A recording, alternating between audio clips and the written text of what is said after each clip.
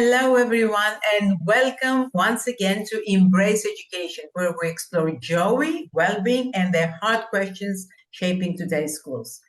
I'm Effie, and in today's episode, pulls back the curtain on a reality too many educators and students live with: burnout.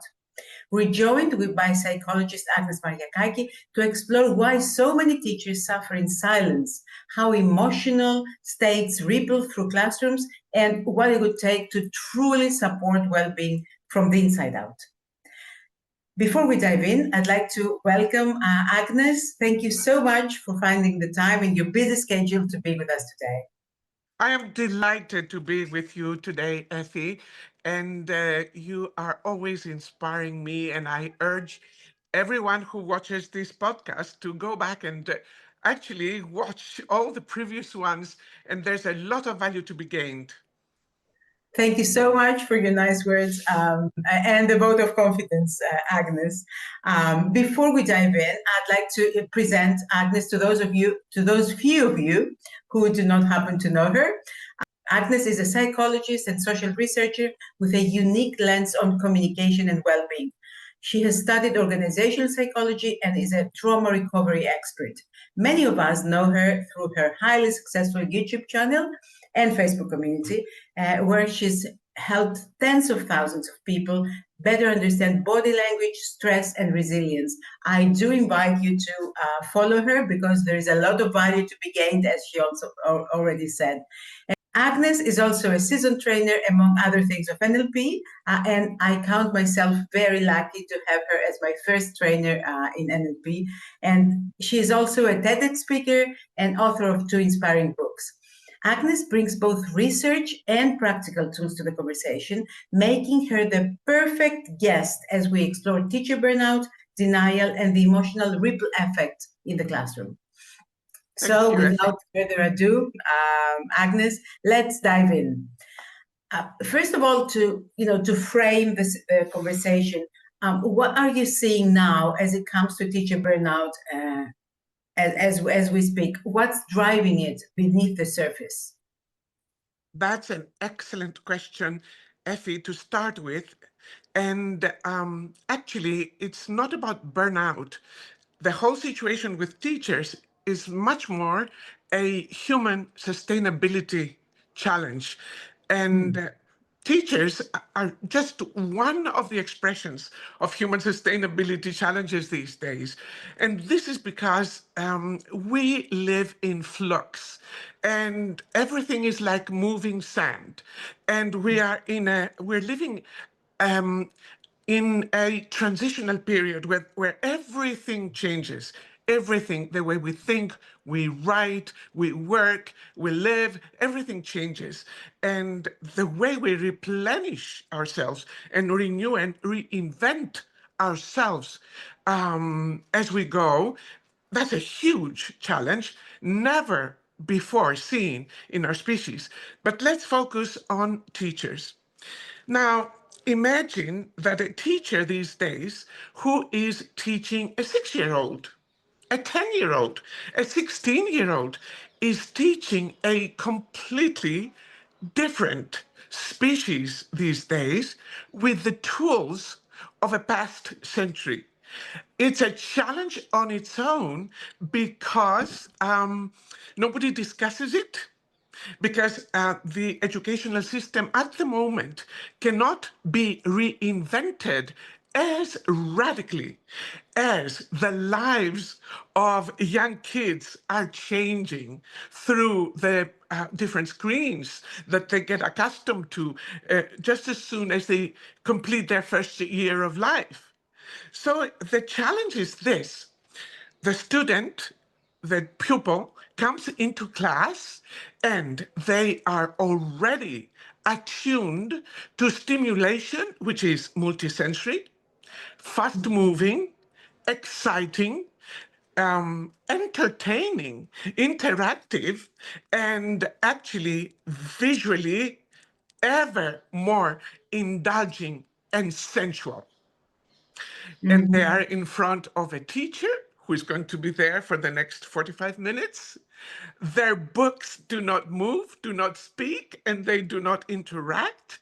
And they have to discover how their body can operate beyond swiping a screen or moving a keyboard mouse. That's a big challenge for the teacher. And the thing is this, where I think the roots of burnout start. The thing is that a teaching job is one that operates with passion. So if the teacher is not really excited about the students and is not really passionate about waking up their curiosity and their interest to learn, it can be very tough and difficult. The thing is this, passion is very often fueled by reward, recognition, and actually seeing results, if you agree, because you are a seasoned teacher yourself. Um, so I believe that at this point in time, it's very hard for teachers to be rewarded by students who are responding readily to their keen efforts to make a difference. Of course, eventually, over the course of the school year, things change and students come together into a community and they start to respond. And by that time, the teacher is burnt out indeed. So I would like to ask you now, have you experienced this? Have you experienced this change in students, in the way they pay attention, in the way they follow your directions and guidelines as you teach? As you said, thank you for the question back. Actually, it's very interesting to have this kind of dialogue. It's not just my experience; it's the experience of the teachers I train and I am with in communities. What happens is they, especially with teenagers, they cannot recognize the species they have in front of them. We cannot recognize, and it's very hard to connect emotionally to something which is completely unknown. This the phase of exponential change we're experiencing in life and in schools is something that upsets and unsettles every single teacher that I've met. Well, not every single teacher, but a lot of teachers I've met. And it takes a lot of flexibility for them to even think of going into the classroom in the same way they used to. So this is exactly what we're discussing here. What do you think it looks like? Because being disconnected is an issue by itself. And we know in psychology that it leads to burnout. So what do you think can be, what coping mechanisms can teachers use so that before they start breaking down? Excellent. To cope. What do you think? Very good. Let me focus on two things. First, recognizing what is happening, and I will expound on this. Second thing is understand that it is not that I would love to say something. I love to, as a therapist, I love to say it's not altogether your fault, because it's very often the case the teachers blame themselves. Am I lagging behind? Do I lack skills? Is everybody else doing better than me? There are three dimensions to your question, Effie. And the first one is to be able to recognize, to understand what is happening within you, because that makes you feel safe and makes you feel confident, even though you are experiencing exhaustion. That's the one thing. The second thing is to not let yourself go into self-doubt or self-blame. And the third thing is preventive measures, or as you said before, what can one do before they actually start to experience the claws of burnout? So let me start with recognizing. What we need to understand is that versus ever before, it takes more energy to stand in the classroom. And why so? Who is our competitor? Let's say 50 years ago, we had no competitors as teachers. It was only the radio, the transistor radio in the past. And we were, as teachers, we were much more exciting than the radio when kids went to classroom. But these days, our competition is vast. It's all sorts of screens, social media, gaming, anime, cartoons, all sorts of stimulation is much more exciting than one single teacher talking at the front of the classroom, and everything else is way more exciting than a book, which is a static physical object. So we need to just understand this. It's not. It's about the whole social transition that is happening, and we are the ones that are paying the price as our children evolve. So recognizing that when you go back home. I have felt this so many times, and your own kids are waiting, and your family is there, and you just have hardly any saliva left to share with them or to talk with them because it took so much of your energy to keep their interests and their attention. And there's no other way. It's when you have to compare with TikTok, for example. I mean, how else can you excite those students but by being a high energy person yourself with your stories, with your expressiveness, with your hand movements, and with moving your body around and do it purposefully, which is already exhausting. So this is the one thing to understand. This is a reality that I have to take in stride, which I cannot change and which I need to do the best around. So the next thing is to not self-blame or self-doubt. Many times when I have to be in front of teenagers, it's not often the case because I'm an adult trainer, but sometimes it happens. I'm invited in schools and so on, and I have to address teenagers, and I get very, I, it's almost devastating to not, that my tricks don't work, Effie. Has it ever happened to you? My tricks don't work. My stories don't work. And my jokes don't work. And it can be devastating. And I've seen you with teenagers. You're amazing. well, thank Somehow you. you Thank just, you. and I wanted, I wanted to thank you for bringing this up because it actually is what we as teachers need to do. So you get attuned to the audience and you do some magic there. I don't know what that magic is, but you might explain it here to us. You can see that there is no relation at first, and then somehow magically you get there. What is it that helps you get attuned to your audience, your teenage audience in this case? Right. I don't know. First, I will explain this mechanism that you are describing. It's, of course, all due to mirror neurons that we both share, the teacher and the student, we both share. And these neurons are copycats, and they intuitively and effortlessly, we can figure what's happening in the other person.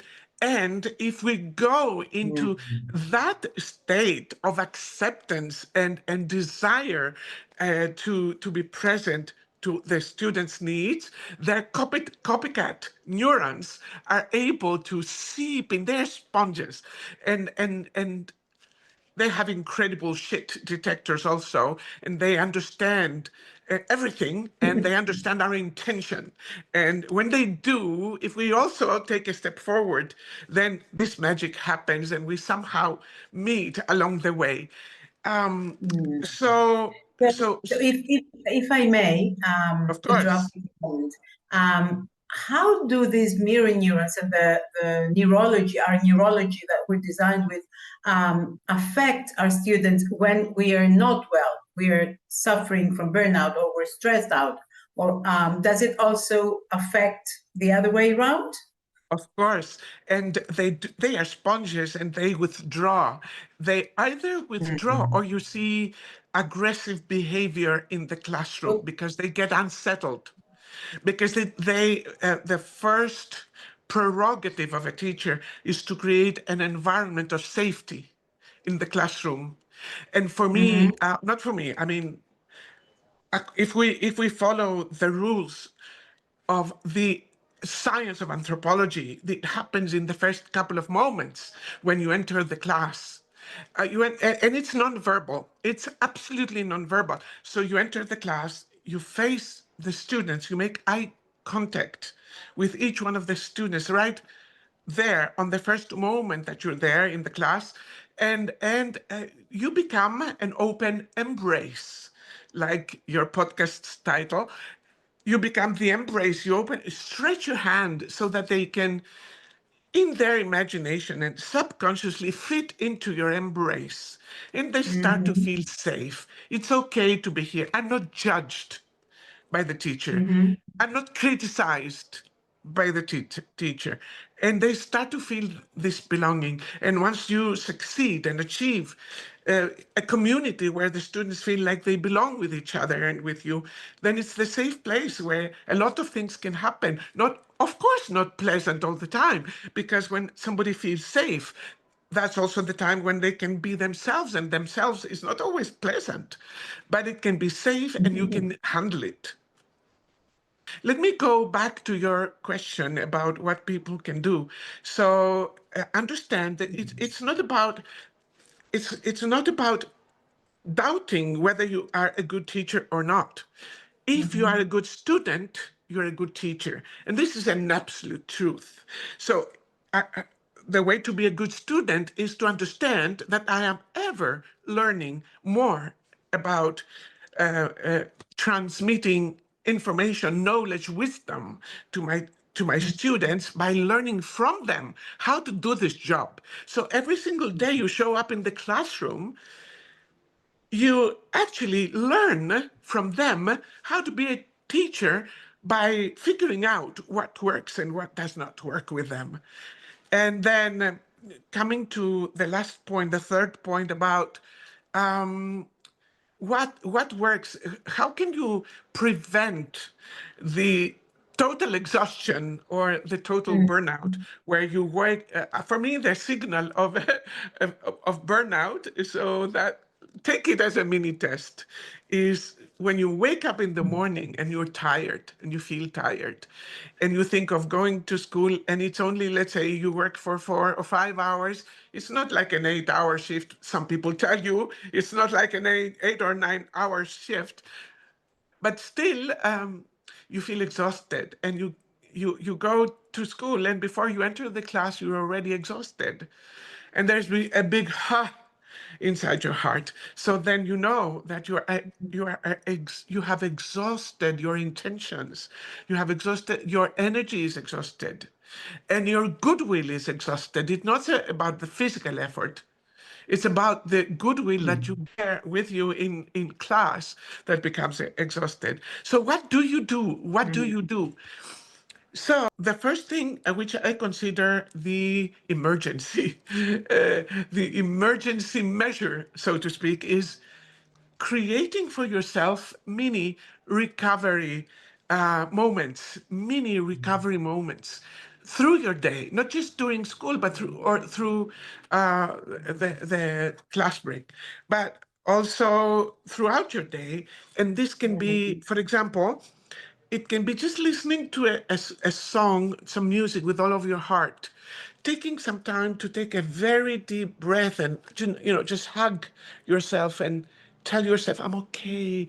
Doing my best today also is perfectly all right, and it's perfectly perfect.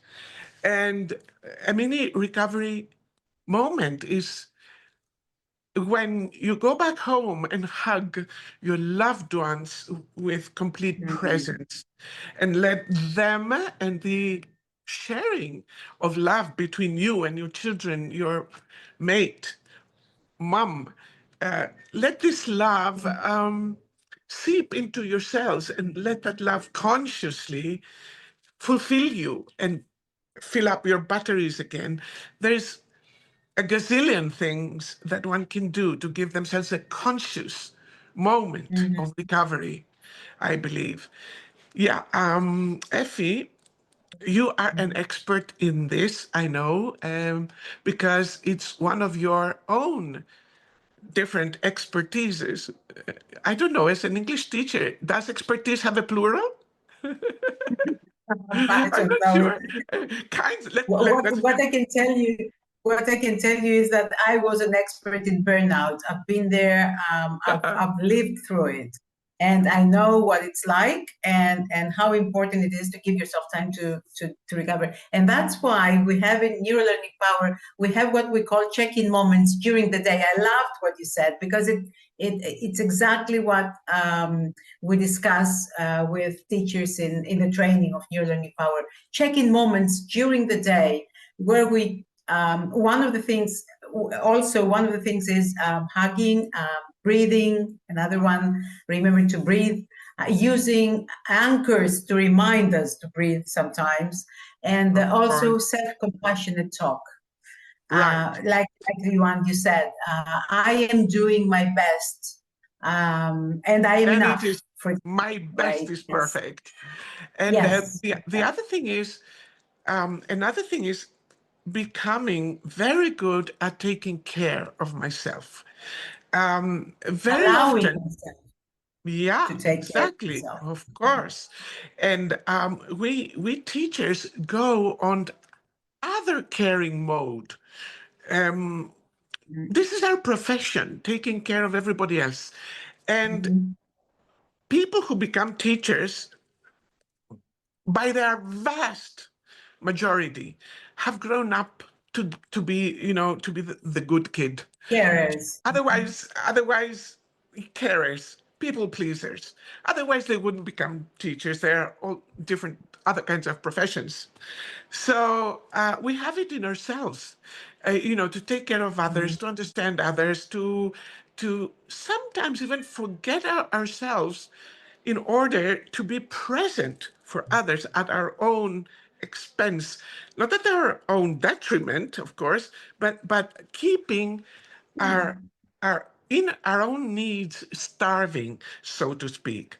So therefore, learning how to take care of yourself is very important, and it takes discipline, commitment, and it takes a lot of getting out of one's comfort zone. And I do believe that setting boundaries, for example, to students, to parents, is something which takes us completely out of our comfort zone, indeed, because we believe that we just need to take care of everybody else. And setting boundaries, we understand as stepping back, withdrawing our care, which is exactly the opposite, because keeping our own boundaries makes others responsible. And this is part of what we need to be teaching to everyone else, not just our students, but our family members and our colleagues and so on and so forth. As we Absolutely. call it, saying yes to saying no, right? Of course. So, Agnes, I was wondering whether this is actually the reason why teachers have such a hard time accepting that they need help, accepting that they're in burnout mode or entering burnout mode. What do you think? I see. Well, I believe that teachers are actually the institutional helpers. It's part of who you are when you are a teacher. You are a helper and a carer. Therefore, I believe that teachers have the toughest time to let their vulnerability out. Anathema. This is bad. It makes you a bad teacher. No, it does not. It makes you only human, I believe. So therefore, being able to, as we said before, to recognize and to admit, yes, I have my bored moments, my tired moments, my angry moments. I have them. And as you know very well, from your studies in psychology, you know very well that when you acknowledge and when you understand your emotions, that's the best way that they find an outlet to go through you and out of you, so that they leave space for more constructive stuff in your life. Exactly. It is actually the first step into then dealing with whatever is happening. Right, exactly. So if I were to put together an emergency kit for teachers, and I will say a couple of things, and maybe you can add a couple of things. I would say, I mean, those 2 phone numbers you can call, who are your people, your team, the people you can call up and say, I just got you on the phone to say hi, to say here I am and hear you. Get this human contact together for yourself, just to feel beautiful. My emergency kit has my favorite music. It has some of my very favorite books I turn to. For many people, this is the Bible, for example. And my own emergency kit very much includes time alone, and especially time alone walking in nature, experiencing the wonders of what's out there, which I miss very much when I am in the four walls. And these are times of replenishment and renewal and rejuvenation. And maybe the final thing that I would say that I would include in my emergency kit is touching people I love, and being hugged and kissing them and hugging them and holding them. It reminds me that I belong to the human group in the best way possible. Perhaps I can add something. I call it my inner diary. All those moments that I find worth remembering out of my career as an educator. So, what are your items in that emergency kit for renewal and rejuvenation? For number one is, as you said, actually we're now playing the embrace game without announcing it, actually. But Oh, okay. this is amazing. So we're so attuned that we're in each other's thoughts. 10 minutes in the sun in the morning. If I had to choose one, that's made a huge difference in my daily life. This is one. 10 minutes in the sun in the morning, actually walking or being active. It adds energy to the day, and inner energy to myself. And I love what you said about being out in nature as well. This is something we very often, it helps a lot. And in teacher communities, what we advocate and we actually practically do is we create peer support communities, Agnes. It's amazing what power, what resilience, what flexibility these communities add to teachers' lives. Thank you, Agnes. It's been amazing discussing, and there is no end to this discussion. Actually, I'd love to have you one more day to discuss, body language that we can use in the classroom to empower ourselves and our teachers. So, for the moment, a big thanks to Agnes Mariakaki for joining us today. She very insightfully put her finger on the fact that burnout isn't just a change situation we're experiencing as a species, and the emotional overload that it adds to teachers' lives. But the flip side is also powerful. When teachers show up with acceptance, self-compassion, openness, care, then the emotional state that's created spreads just as strongly as stress. So if you'd like to dive deeper into her insights, Agnes's insights, check out her YouTube channel, Talks on Body Language. And if you haven't already, read her books. Thank you very much, Effie, for opening up the space for teachers to come together, to share. Thank you very much for being an inspiration through the way that you always dig out something constructive, useful, positive out of all those challenges that face as educators and teachers. Thank you. Awesome.